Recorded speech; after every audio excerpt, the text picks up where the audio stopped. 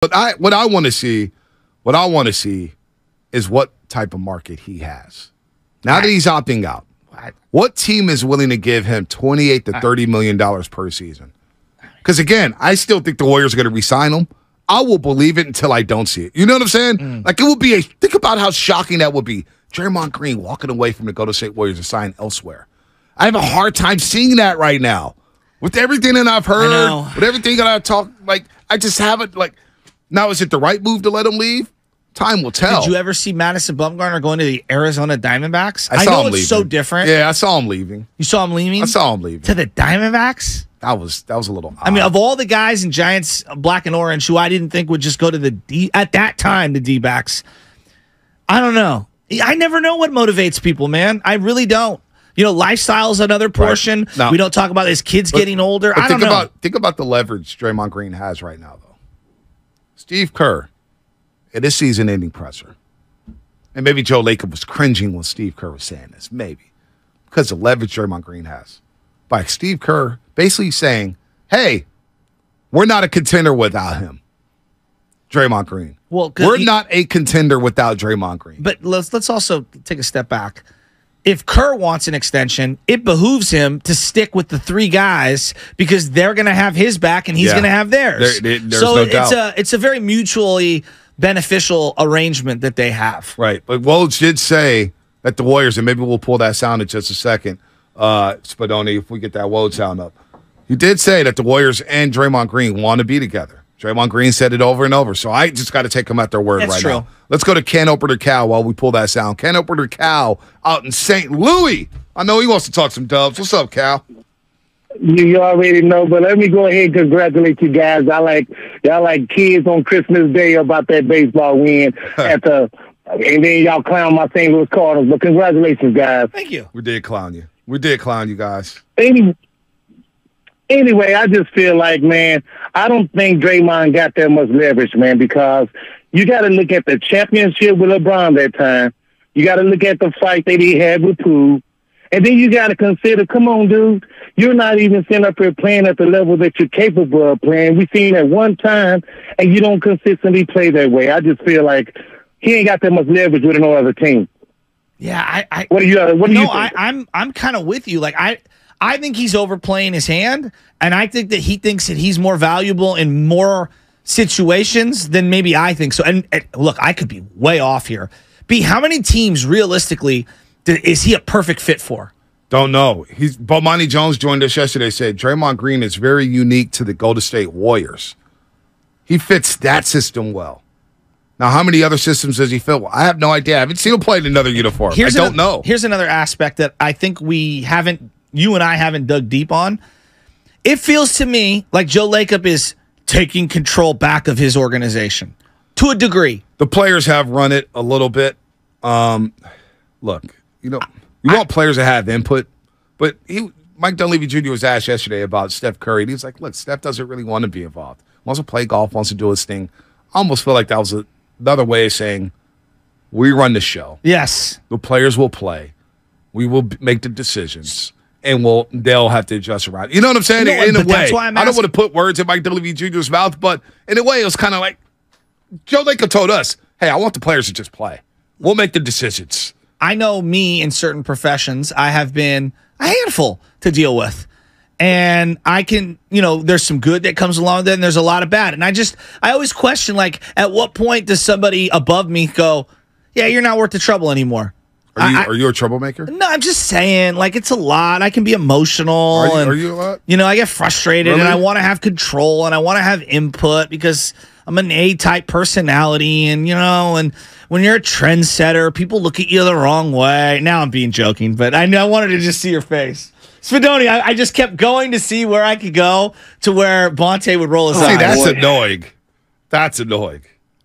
And then I miss Hey, a Matt, day. can I be on another show? Then I miss a day, and I get a phone call from Bonte saying that he can't work without me. Oh, that's a lie. Does anyone really have a choice? Nobody has a choice in these situations. I did not say that. Hey, by the way, shout out to Alex Styles. I'm feeling for you, brother. He tore his Achilles. He's talking all that jazz about the Warriors World Tournament on Friday, talking about how he was going to get buckets. Oh, he was talking that talk. And I said, Alan, you're going to get humbled in this tournament, man. And I'm just warning you now. You're going to get humbled. What are you talking about, man? I got the job. Dude, and he tore his Achilles, man. It's like the worst injury. It does suck. I feel really bad for him. I sent him a text last night. I felt awful for him. Well, the reason why I called you Friday, because the streets were telling me, boy, Shasky thought you were having way too much fun with Alan. Why can't he have fun like that with me? We were vibing on Friday. I'm kidding. A-type personality. All right. More sound on Dunleavy Jr. on his return to the organization. You know what's funny is, it's how things can kind of come full circle. Although that circle that I was in when I played, I mean, it's a different city. It was almost like a different organization, different city, different team, far less success. So to say it's come full circle probably wouldn't be accurate, but ever since I've gotten back, I felt very comfortable. This is a tremendous organization. Go in there and see the banners that are up. Much different than when I was here as a player. But I have learned that in this league, when you leave a situation or trade it or move on, things come back around. My dad played for the Milwaukee Bucks. He coached for the Milwaukee Bucks as assistant. He came back as a head coach, and then I went there as a player. So I've moved to and from Milwaukee 4 times. So I've learned in this business, you don't really cross anything off the books. And so needless to say, coming back here has been great. Love our fan base. The passion's amazing. And you kind of felt that the last 5 years. And I think we all just want to kind of keep this thing going. Imagine moving back and forth to Milwaukee 4 times. That's some cruelty. That's cruel. He brought up something there that I found to be quite interesting. Talking about, his dad and being a lifer. How many times do you think his dad, as a GM or as a head coach, was like, gotta have this 33-year-old on a pretty expensive deal for another 3 years? Ooh. Because doesn't your resume, things that you go through in your past, doesn't it kind of trigger you and keeps you from, committing the same mistakes that maybe you made in the past? No doubt. And now you got me. If you're being unemotional and you're just looking at it like... No, I'm looking at it from a basketball sense. So remove the name. Right now feels like the perfect time to part ways if you're going to do it. Right now it feels like the perfect time because of the offensive inabilities, the offensive limitations that you have within this offense when he's on the floor. There's no doubt Draymond Green is an all-time defender. He made second team all defense last year. He was really, really good. Again, he was really good last season for the Golden State Warriors. But the redundancy in the offense, especially in the playoffs, reared its ugly head, which is why before the Sacramento series, I was thinking to myself, boy, can you really go to the two big lineup in this series? Well, they got played out of the 2 big lineup, and they got bailed out by a 50-burger by Stephen Curry in Game 7 up in Sacramento. And then the Lakers exposed it. The Lakers said, you cannot play 2 bigs at one time or you will get cooked. And they got cooked. So with Draymond Green, if you go into negotiations and you're Mike Dunleavy Jr., Kurt Lacob, Joe Lacob, and you're negotiating. Negotiations gets nasty. The arbitrations, rulings in baseball, right? Corbin Burns was really miffed at the way the Brewers viewed him. Remember that? He was like, they said some really nasty things. Over $500,000. Over $500,000. Now, this is big boy money we're talking about. We're talking about $30 million, $27 million, $28 million. And if you're Joe Lacob and you're saying, I got to negotiate this price down. Well, you know what? You got to use everything to your ability, right, to get that price lowered. And that's where you bring up some of the off-the-court stuff. That's where you bring up the punch. That's where you bring up some of the controversial things he said on podcasts or sitting down with others. Then you bring up some of the tape and you say, well, Draymond, you didn't finish in the rack. We want you to be a better shooter. By the way, I gave you money last time. I gave you a 4-year contract extension, and you basically bailed it in. My first year of this building at Chase Center, and I know Steph Curry was hurt 4 games within the season. I know Klay Thompson didn't play all year. In the play-in year? Not great. And Not great. I think quietly we have forgotten about that year. Yes. They needed him big time. There was no Klay. And we know what happened in the play-in game. It felt like it was Steph, and then Wiggins was emerging, and Oubre had a month. He had a month. Damian Lee had a good stretch. Damian Lee did have a good stretch. Jordan Poole actually played well down the stretch in that season. Final month of the season, you could say Draymond was one of the top 4 or 5 player on the team. So if you're Joe Lacob and you're using all this as a negotiation tactic, what if it ticks off Draymond Green? He's like, what, really? What about those banners up there? And if I'm Joe Lacob, I'm saying, well, one of the most important games of the postseason run was Game 2 against the Dallas Mavericks. We cannot go back to Dallas with the split. We've got to be up 2-0. And the best thing that happened in that basketball game was you, Draymond Green, getting in foul trouble. People on the Mavericks sideline said it. They said, damn, when Draymond got in foul trouble, that flipped the game. We enjoyed having Draymond. From the Mavericks now, they end up getting smoked in that series, but Wiggins was the second best player. The most pivotal game, the game 4, right? When Steph Curry goes off for 43. The most pivotal stretch in that basketball game. Draymond Green wasn't on the floor. So if I'm negotiating and I'm Joe Lacob, I'm using all these negotiation tactics seriously, right? Why are you laughing? I'm laughing because the 650 is bringing up what you said way back when. Draymond called overtime in that playing game. No, the when internet. he airballed that layup. No. What happened was the internet called that. That was the greatest. The internet called I that. remember why I was watching that game with Nash and Lucas, and it was me, and we're sitting there or standing, pacing them in my downstairs, watching that, and we're like, Draymond's wide open. The sea splits like Moses, Yes. and Draymond goes up for the layup, and he airballed it. No, he hit it off the left side of the backboard. It might as well have been an airball. And you know who was defending the rim at that point? Xavier Tillman. So, Draymond called OT. So listen, we sent that to the thread, right, at NBC Sports Bay Area, right? And Willie goes, it took me 3 weeks to figure out what that was, what you were talking about. He called overtime.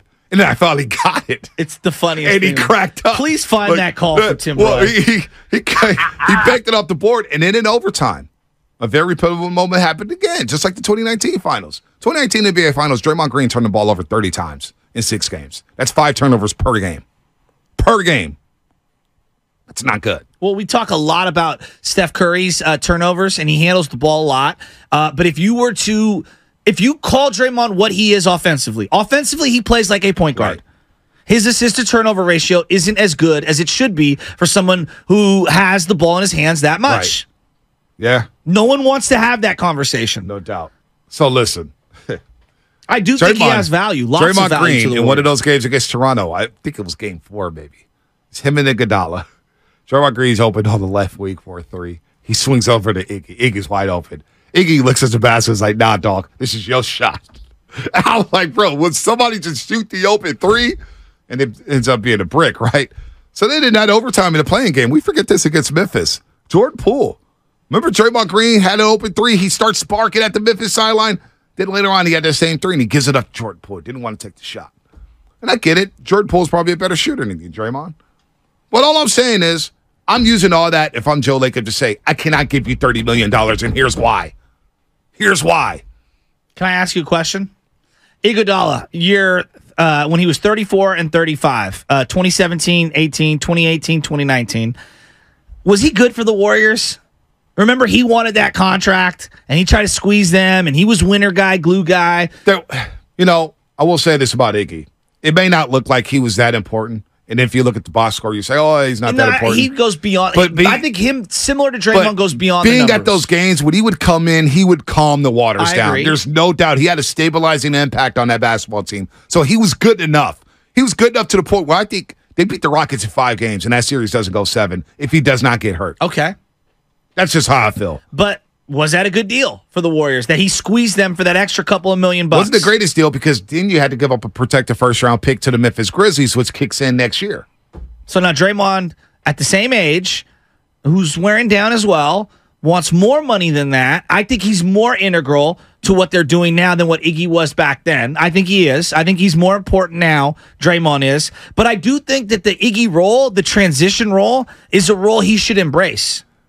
And I just don't think he's ready to embrace that until he gets paid. Yeah. Which I think makes things complicated. Yeah. I don't know what's going to happen here. We'll talk to Monty Poole at 9:20. We'll get back into baseball with Dave Fleming coming up at 8 o'clock as your Giants are rolling. I don't know what to do with Draymond Green. Again, as of today, I believe he's going to be a Golden State Warrior. What does the deal look like? I have no idea. In terms of money. He'll get the 3 years. Look, yesterday at around 8:45. You think he'll get the 3 years? Hey, look, we were talking about it yesterday on the show. You look at Steph Curry. Draymond Green wants to align himself with Steph Curry. There's no doubt. Steph Curry has 3 years left on this deal. Draymond wants at least a 3-year contract. At least. Well, does he? I mean, can we just? Does he deserve? You are so out on Draymond. No, I'm just asking. Like, we're acting like he is on the same level as Steph Curry. He's not. Like, that's all. Like, he's not. Buster Posey wanted a lifetime contract. Right. Okay, he's worthy of it. Crawford and Belt, we'll see when you get to the end of it. So, like, I don't know. Like, there's levels to it. That doesn't mean that you're not a legend. You're a legend. You're a tick or two below. Look, Draymond Green he's coming off a very good season. A very good season. Second team All NBA defense. I thought he should have been an All-Star in Salt Lake City, Utah. I thought he played that well in the first half, considering what happened. Draymond's going to get anywhere, I believe, anywhere from 25 to 30 million. And the team is telling you that they need Draymond Green. They believe that they can't contend without Draymond Green. Is that just lip service? I don't know. The Warriors haven't done a lot of lying with this regime. They've been pretty transparent with everything that they've done, right? Well, they kind of gave Wiseman the old, we back you, and then now actually we're trading you. Well, it was obvious when you're not playing them. You had to do I know, something. but they backed them in the offseason. Right. And they pivoted. You know? They pivoted. Once the season started, they saw that, hey, it's not going to be a good fit. We need to pivot. Well, I think that's a good lesson learned, that selling at the low point isn't necessarily the greatest thing. And now you're locked into GP2 for another 2 years at $9 million. Not the greatest. Yeah, look, man. What'd you make of the CP3 thing? We'll get to that in a second. But look, is it the worst thing if Draymond Green's back? No. No, it's not the worst thing. No, not at all. Because if Draymond Green does come back, all of a sudden the spotlight's on Jordan Poole and Jonathan Kuminga or Klay Thompson. I don't know, man. I don't know. I don't want to paint a negative picture about Draymond Green because he's done a lot of good.